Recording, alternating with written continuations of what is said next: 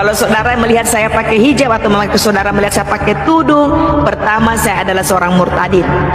Ingat, saya adalah seorang murtadin. Saya orang muslim yang telah percaya kepada Yesus Kristus sebagai Tuhan dan Juru Selamat saya.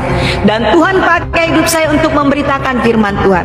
Tuhan pakai hidup saya untuk menjadi saksi Kristus, bukan hanya di Yerusalem, tetapi Yudea sampai ke Samaria. Dan puji nama Tuhan, melalui pelayanan pekerjaan Tuhan di dalam sosial media ini, banyak jiwa yang melayani, banyak jiwa yang terberkati, banyak jiwa yang percaya kepada Yesus Kristus. Semakin banyak jiwa yang percaya, semakin banyak penghujatan. Haleluya.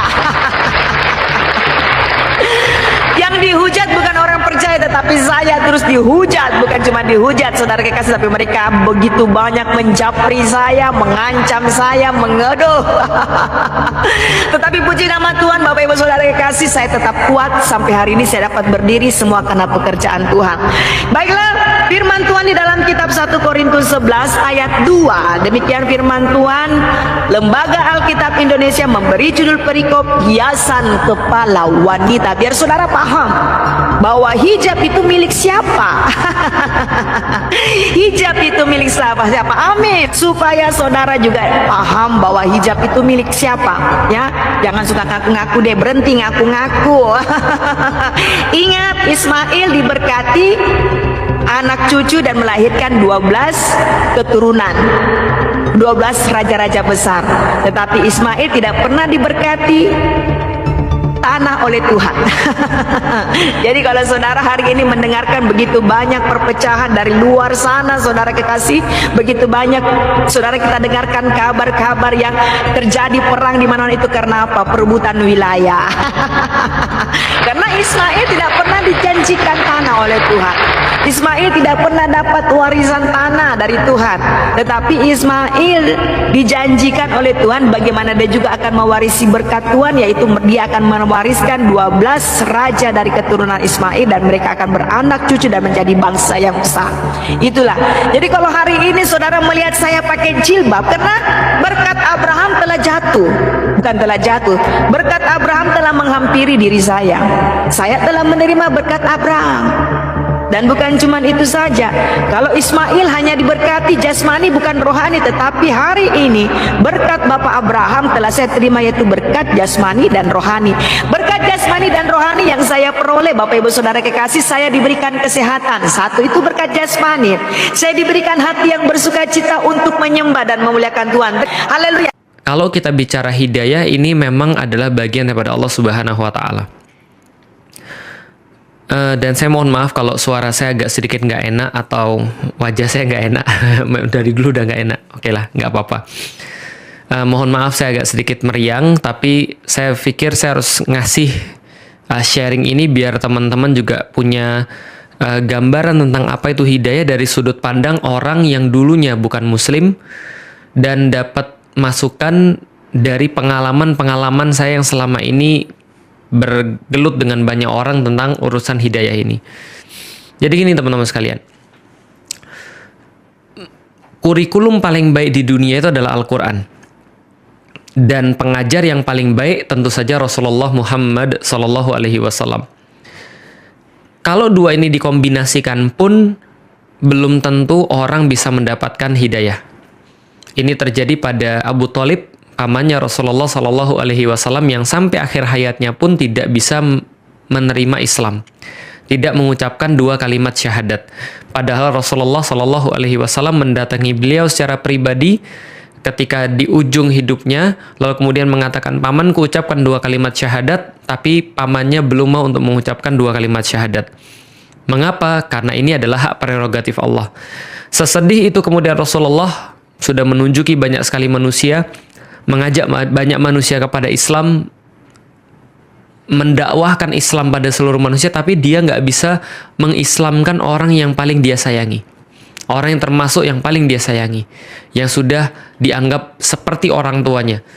Apa kemudian yang Allah komentari terhadap kejadian pada Rasulullah ini? Allah meringankan Rasulullah dengan kata-kata Allah yang Allah firmankan di dalam Al-Quran, innaka la tahdi man ahbabta. Wahai Muhammad, sesungguhnya engkau tidak bisa menunjuki, memberikan hidayah kepada siapapun yang engkau cintai. Artinya Allah ingin berkata, wahai Nabi Muhammad, ini bukan salahmu. Bukan karena kamu kurang cakap, bukan kamu kurang hebat, bukan karena kamu kurang akhlak, bukan karena kamu kurang kapabilitasnya, kurang capable, bukan. Tapi ini semua adalah karena aku yang memberikan hidayah itu, bukan manusia. Maka Allah katakan, innaka la tahdi man ahbabta. Engkau tidak menunjukkan hidayah kepada siapapun yang kau cintai. Walakinallah yahdi may yasha. Akan tetapi Allah, dialah yang memberikan hidayah itu kepada siapapun yang dia kehendaki. Wallahu a'lamu bil muhtadin. Dan Allah lebih tahu tentang siapa yang layak mendapatkan hidayah itu. Maka berbahagialah teman-teman sekalian.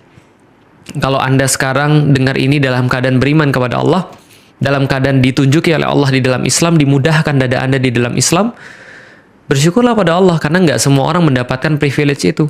Nggak semua orang mendapatkan karunia itu. Ada orang yang kata Allah disempitkan hatinya di dalam Islam. Disempitkan hatinya daripada memeluk Islam. Karena dia melihat apapun Islam seolah-olah salah. Dia melihat Islam seolah-olah kemudian menjijikkan. Dan dia nggak berhenti untuk menyerang Islam. Ada orang-orang yang kemudian seperti itu.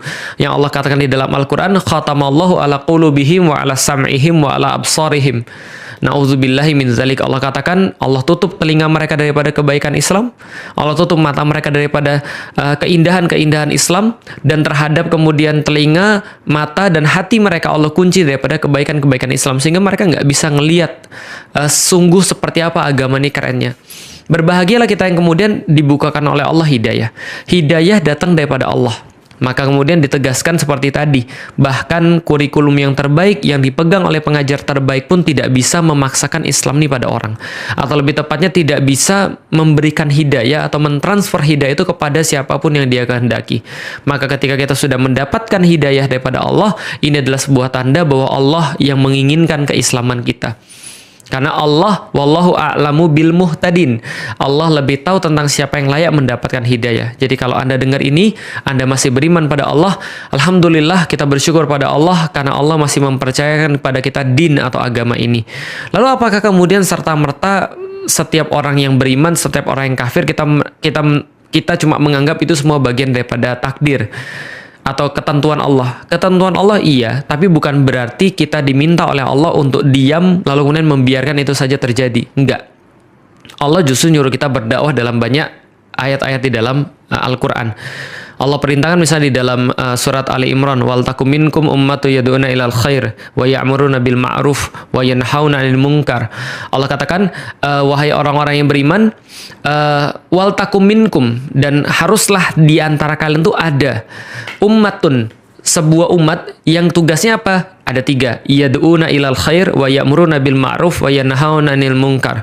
Yang pertama adalah yad'una ilal khair, menyeru kepada kebaikan, dan ulama-ulama tafsir sepakat bahwa yang dimaksud dengan yad'una ilal khair adalah yad'una ilal Islam, menyuruh orang-orang yang belum muslim kepada Islam. Karena dengan adanya dakwah kita itulah orang-orang bisa menjadi tahu seperti apa Islam itu yang sebenarnya, hingga mereka tertarik dan mereka mau untuk kembali lagi ke dalam fitrah mereka, yaitu adalah Islam. Sebagaimana yang Rasulullah lakukan, sebagaimana yang sahabat lakukan, maka itu kemudian yang diperintahkan kepada kita, yang diwariskan kepada kita. Jadi artinya ya tidak serta-merta kalau kita meyakini bahwa hidayah itu dari Allah, lantas kemudian kita menerima, ya sudahlah biarin aja. Kalau ada orang belum sholat berarti belum dapat hidayah. Kalau ada orang belum masuk Islam belum dapat hidayah. Kalau ada orang yang kemudian melakukan keburukan-keburukan, kita bilang mereka belum dapat hidayah. Bukan. Hidayah itu hak prerogatif Allah. Mengenai perintah Allah kepada manusia, itu adalah hal yang lain yang harus kita lakukan. Tapi teman-teman sekalian, yang ingin saya bahas pada hari ini bukan itu. Tapi yang ingin saya bahas adalah kenapa ada orang bisa dapat hidayah Allah dan kenapa ada orang yang sebaliknya murtad daripada hidayah Allah. Berdasarkan pengalaman yang selama ini saya alami, bukan dari teori saja tapi dari pengalaman lebih banyak. Jadi gini teman-teman sekalian, saya tuh banyak sekali diminta sama orang, dihubungin sama orang, Ustadz, ini ada anak saya, Ustadz mulai tertarik pada agama yang lain. Apa yang harus kami ajak ngobrol kepada dia? Ustadz bisa nggak ngajak ngobrol dia, biar dia juga tahu seperti apa Islam itu, biar dia kemudian balik lagi ke dalam Islam atau balik lagi ke agama Islam.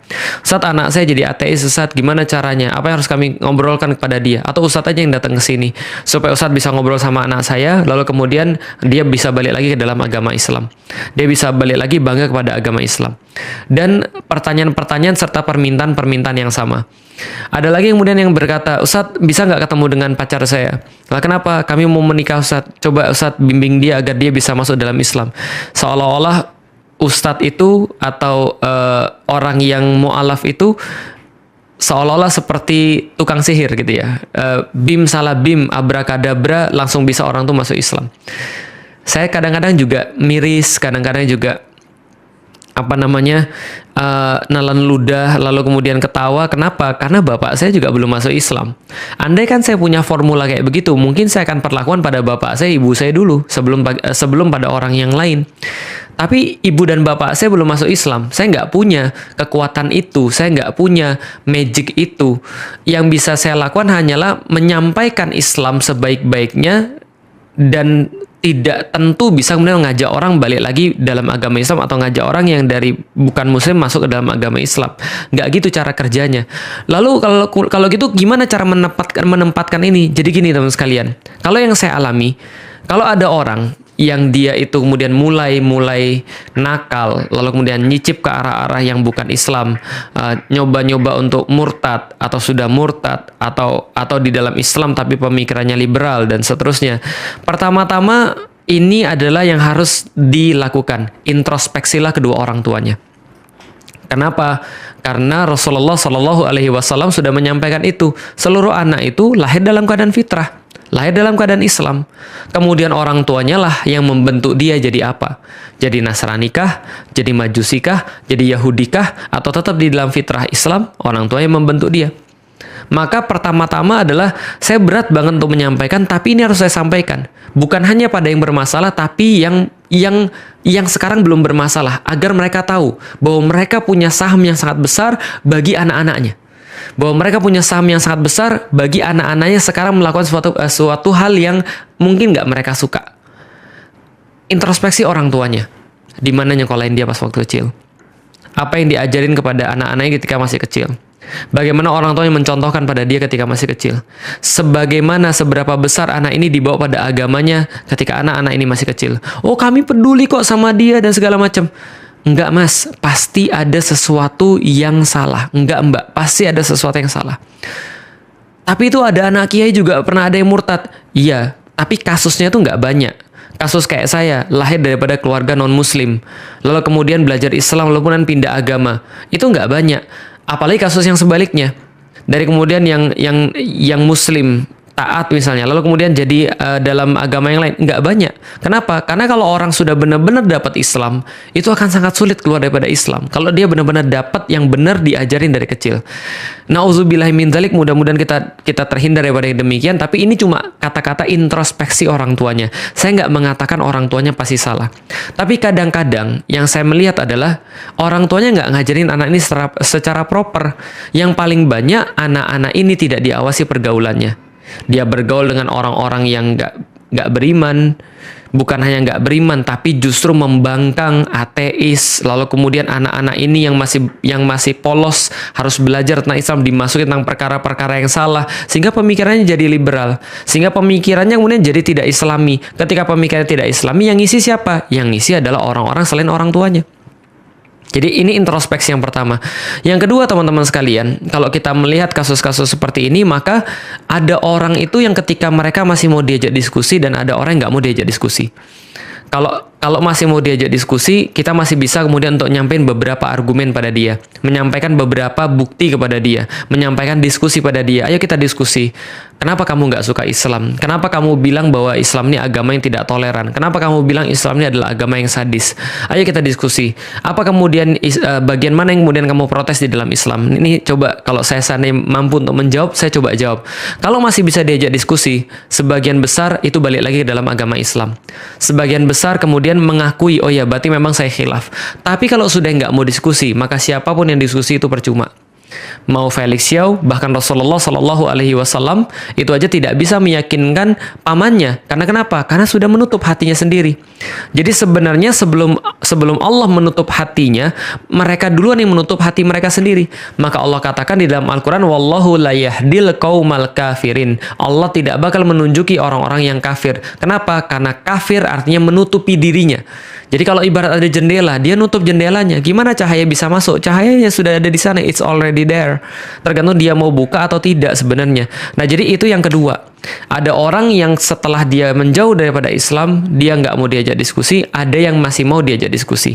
Yang masih mau diajak diskusi, masih bisa kita diskusikan. Yang kayak gini-gini oke lah.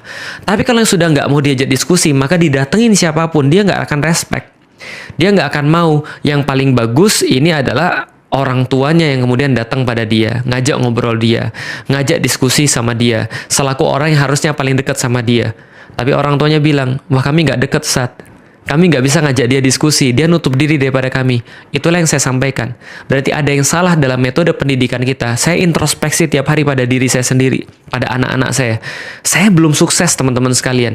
Tapi saya meyakini, andaikan kemudian kita nggak dekat sama anak-anak kita, there is something wrong. Ada sesuatu yang salah pada kita. Yaitu kita nggak bisa kemudian menjadi teman bagi mereka, nggak bisa jadi tempat curhat bagi mereka. Saya nggak nyalain siapapun, saya takut banget kalau itu terjadi pada saya.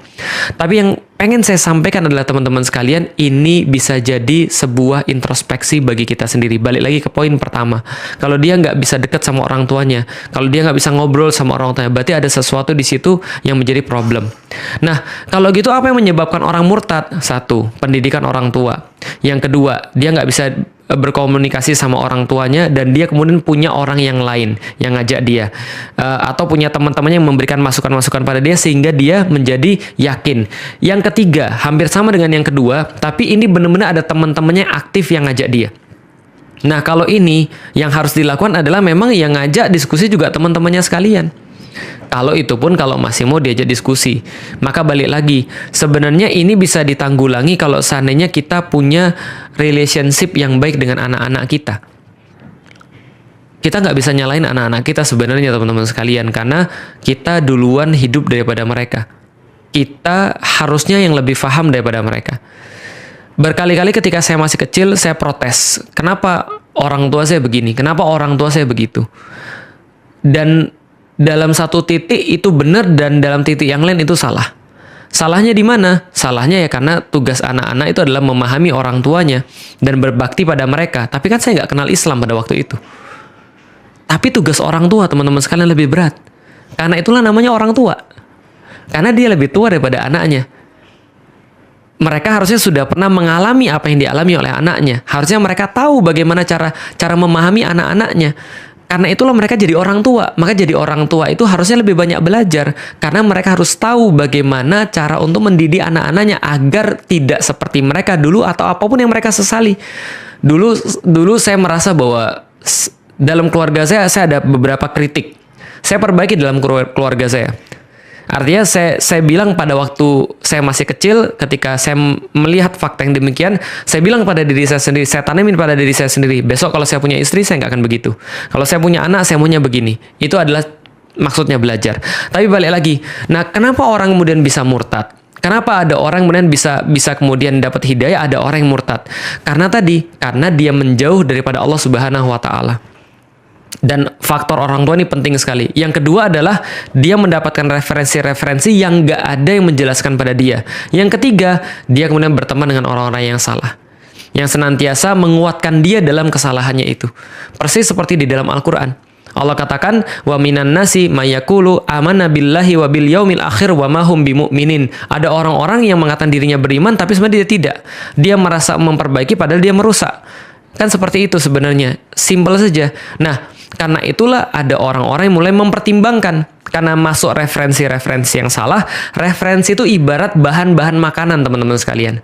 Kalau saya mau masak makanan yang sehat, tapi bahannya masakan-masakan yang nggak sehat, ya nggak bisa dimasak, nggak bisa dikombinasi. Tapi kalau misalnya bahan-bahan yang buruk itu sudah ada di sono, lalu kemudian punya niat dikit aja, jadi. Maka dia kemudian pindah dalam agama yang lain. Karena bahan-bahannya sudah ada di situ. Referensi-referensinya semua referensi buruk. Jadi itu yang bisa menyebabkan orang-orang jadi kemudian murtad. Bacaannya bacaan liberal. pemikirannya pemikiran liberal, yang di-follow orang-orang liberal, temen-temennya juga liberal, ngomongannya untuk apa sih agama? Lihat tuh orang-orang Jepang, nggak punya agama tapi mereka baik. Lihat tuh orang-orang yang lain, mereka agamanya bukan Islam tapi mereka baik. Tapi kenapa lihat orang-orang Islam semuanya pemarah, semuanya kemudian orang-orang kayak begini, semuanya munafik dan segala macam. Pas ketemu orang kayak tadi, ya sudah. Makanya ada orang yang bilang bahwa orang-orang yang bukan muslim tuh nggak bisa baca Quran. Mereka nggak bisa baca hadis, tapi mereka baca kamu. Mereka baca saya. Dan saya yakin, saya sadar betul, saya bukan role model di dalam Islam yang baik. Banyak orang-orang yang mungkin ketika ngelihat Islam jadi takut gara-gara saya. Iya, saya akui. Banyak orang kemudian nggak serak dengan Islam gara-gara saya. Iya, saya akui. Saya sampai sekarang masih belajar untuk jadi role model yang terbaik di dalam Islam. Tapi teman-teman sekalian, yang mau saya kasih tahu adalah, kita adalah semua agen di dalam Islam. Kita menunjukkan apa yang kita baca di Al-Quran dan di As-Sunnah.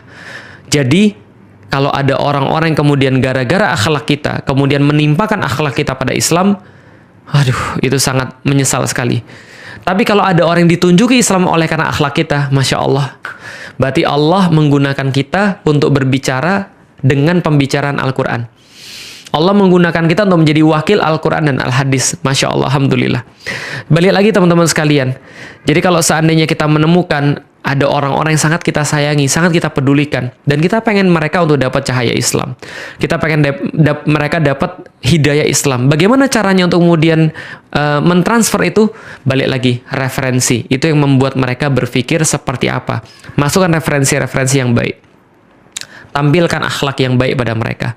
Kalau utang ya bayar, kalau janji ya ditepati, kalau ada yang bisa dibantu ya dibantu. Tapi Ustadz, mereka tuh nuntut kita untuk toleransi pada mereka dengan perkara-perkara yang diharamkan. Ya kalau kayak gitu ya jangan ikut-ikutan, tapi ya jangan dimarahin, tapi ya jangan kasar. Kita boleh nolak ketika diajak minum minuman keras, tapi ya jangan kasar. Kita boleh berkata bahwa kita nggak boleh mengucapkan selamat Natal, tapi ya jangan dengan ngegas. Itu maksudnya. Jadi tunjukkan hal-hal yang baik, berikan referensi-referensi yang baik. Buku-buku bisa diberikan pada mereka, tunjukkan video-video yang baik. Semua referensi-referensi itulah yang insya Allah akan membuat orang jatuh cinta dengan Islam.